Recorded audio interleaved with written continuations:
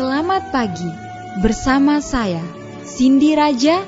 Mari awali aktivitas dan pelayanan Anda melalui renungan pagi bersama Allah di waktu fajar. Dengan doa dan bimbingan darinya, kita dapat diyakinkan bahwa pada hari yang mulia itu, ketika Yesus kembali untuk mengklaim miliknya, bahwa kita akan menunggunya di sana dengan tangan terbuka dan disambut ke hadiratnya yang kekal. Ditulis oleh Ellen G. White bersama Pendeta Denny Kanajo. Selamat mendengarkan. Shalom, selamat pagi para pendengar yang diberkati oleh Tuhan dimanapun Anda berada saat ini. Kita akan sama-sama mendengarkan firman Tuhan melalui audio renungan pagi. Pada tanggal 2 Agustus 2022 dengan judul Berdamai dengan Saudaramu. Sebelum kita melanjutkan bacaan renungan kita pada pagi hari ini, kembali saya mengajak semua para pendengar yang setia untuk berdoa bersama-sama. Bapa kami yang bersemayam di dalam takhta kerajaan sorga, terima kasih Tuhan Yesus oleh karena kasih dan rahmat-Mu begitu besar bagi kehidupan kami, lebih khusus panjang malam di dalam tidur kami. Hingga tiba di pagi hari ini kami dibangunkan dengan tubuh sehat dan segar.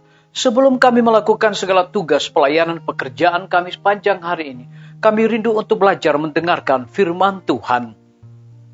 Curahkanlah kepada masing-masing kami kuasa Roh Kudus-Mu.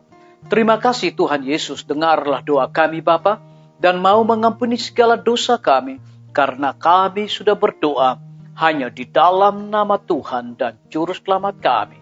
Amin. Ayat inti kita terambil di dalam Matius 5 ayat yang ke-23 dan ayat yang ke-24. Demikian firman Tuhan. Sebab itu jika engkau mempersembahkan persembahanmu di atas mezbah, dan engkau teringat akan sesuatu yang ada dalam hati saudaramu terhadap engkau, tinggalkanlah persembahanmu di depan mezbah itu, dan pergilah berdamai dahulu dengan saudaramu, lalu kembali untuk mempersembahkan persembahanmu itu. Mari kita ikuti penjelasannya.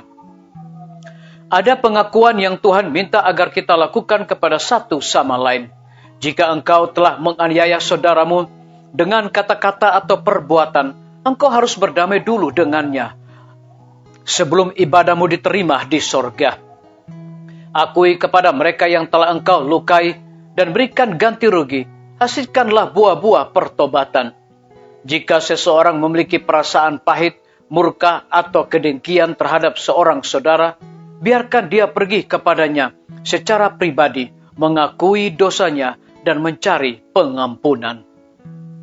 Dari cara Kristus menangani kesalahan, kita dapat belajar pelajaran yang menguntungkan, yang juga dapat diterapkan untuk pekerjaan pengakuan ini.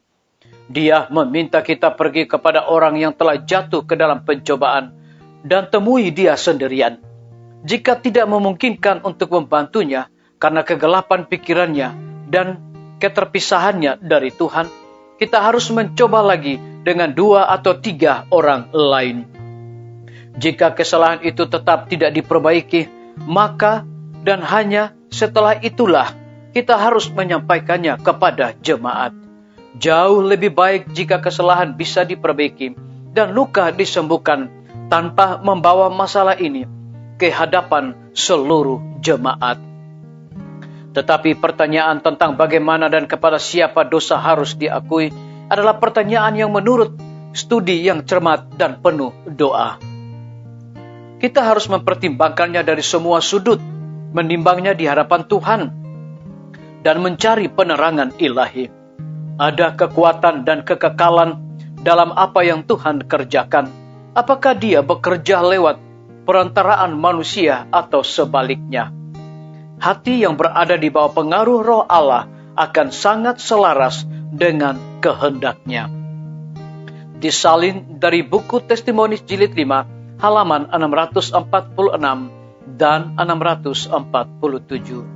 Biarlah bacaan renungan kita saat ini akan menjadi berkat bagi kita semua. Mari kita tunduk kepala dan kita berdoa.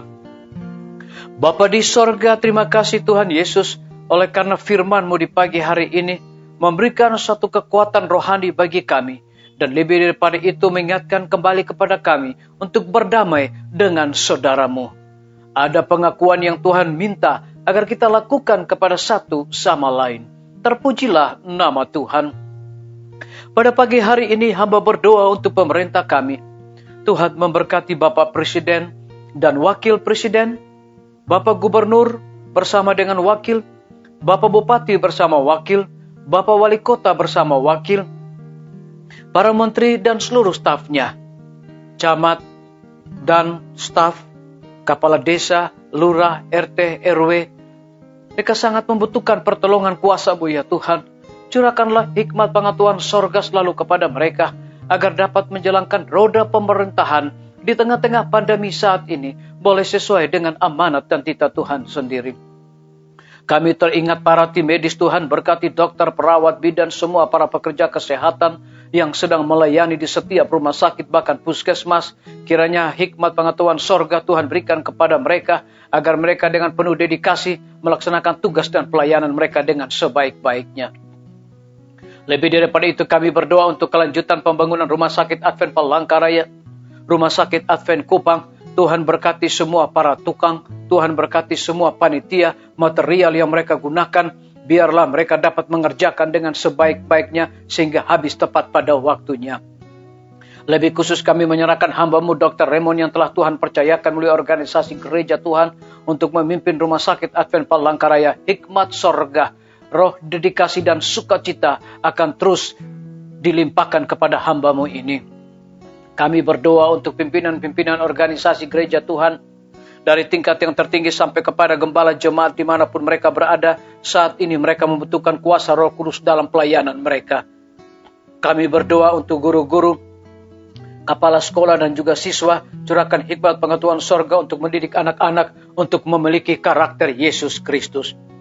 TNI, Polri, PNS, wira swasta, petani, pedagang, nelayan, ojek online, dan saudara-saudara kami yang ada di dalam penjara. Tuhan lindungi mereka, pelihara mereka, berikan sukacita dan hikmat pengetahuan sorga, agar mereka melaksanakan tugas dan tanggung jawab mereka dengan penuh sukacita. Kami berdoa untuk para pendengar yang setia yang berulang tahun saat ini dimanapun mereka berada. Dengan bertambahnya usia yang Tuhan percayakan bagi hidup mereka, mereka juga selalu bersyukur dan melayani Tuhan setiap saat. Yang berada di dalam kebimbangan ketidakpastian hidup, Tuhan berikan iman yang teguh untuk terus berharap bersandar hanya kepada Tuhan Yesus. Terima kasih Bapa yang baik, dengarlah doa kami Tuhan, dan mau mengampuni segala dosa kami, karena kami sudah berdoa hanya di dalam nama Tuhan dan Juru Selamat kami. Amin. Sampai jumpa. Tuhan Yesus memberkati kita semua.